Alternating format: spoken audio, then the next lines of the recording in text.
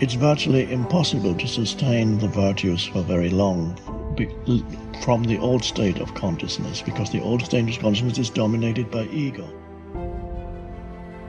One of the greatest difficulties is handling this issue of ego and keeping it under control. So we need to reveal who we are, but we also need to master the art of who we are presented as our best, as it serves us and our children, as it serves us and our friends, as it serves us in our business. Your conscious awareness. It's what looks out behind those eyeballs.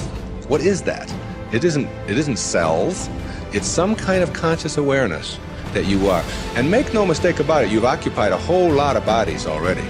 If 99% of who you are, you can't touch and you can't feel and you can't smell, then what is it? Who is it? Where are you? What is this thing called your essence, or who you are? And where does it go?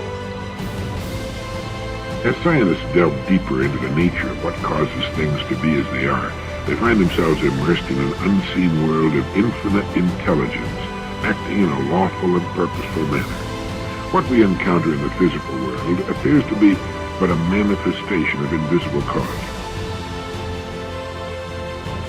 The kingdom of heaven, which I translated, as you may remember, as the dimension of formlessness or the dimension of spaciousness, is within you. And there's only one thing that matters, and that is to find within you that dimension of consciousness, and then live from that dimension of consciousness. But it is a constant and it never ends. But if we can appeal, make a personal appeal to ourselves, I want to constantly work on developing the positive side of my nature and do my best to suppress that darker side that would not allow me to be most of what I can possibly be. I think that's what's important. Of course, it is better that somebody should at least attempt to cultivate the various virtues. To cultivate this, it's a wonderful intention, and it's better than not trying to cultivate it, but ultimately you won't really succeed unless there's a shift in consciousness in you that is primary.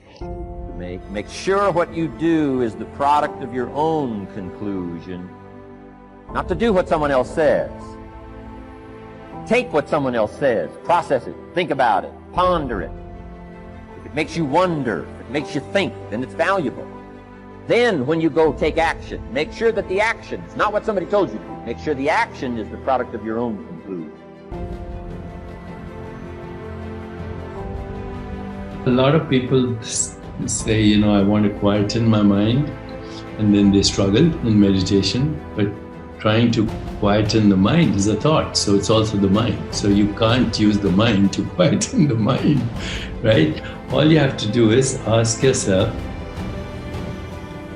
what am I aware of right now? And then favor the awareness instead of the experience, because the experience is a projection of the mind.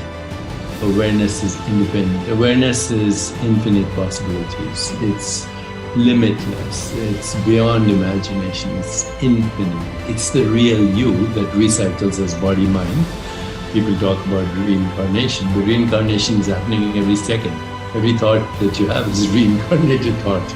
Every perception that you have is actually a recycled perception.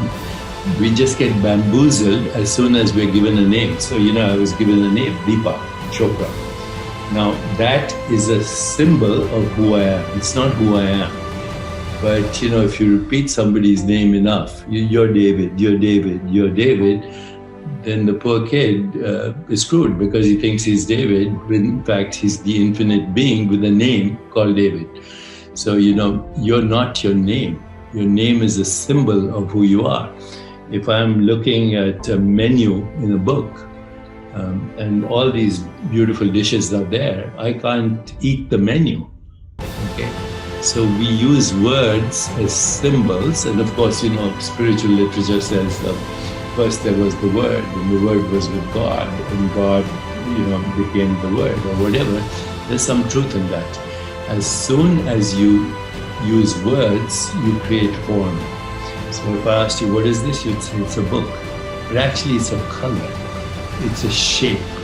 It's a form. If a baby was looking at this book, it would be squiggles, shapes, forms, and colors. No idea that this is a book and the baby is called David. No idea. It's a joyful experience because the baby would see this and everything else as itself and would fall, in fact, is in love with existence. All you have to look at is a baby. The only time it says is when it's hungry or it's wet. Otherwise, it's in bliss.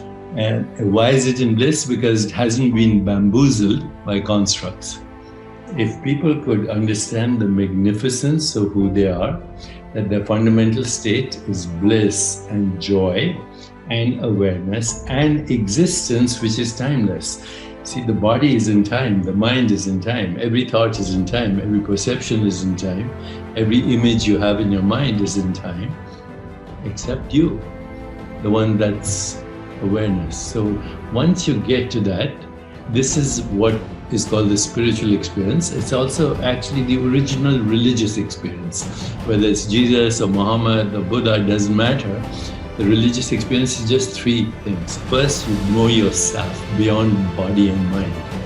Second, you have the emergence of Platonic truth, which is goodness, harmony, peace, empathy, compassion, love, kindness, joy. And the third religious experience, not religion, I'm not talking about religious dogma, religious experience, loss of the fear of death. If you have those three things, you know your true self. You have the emergence of what we call Platonic values, truth, goodness, beauty, harmony, love, compassion, joy, equanimity, and you lose the fear of death. What's left? You're free.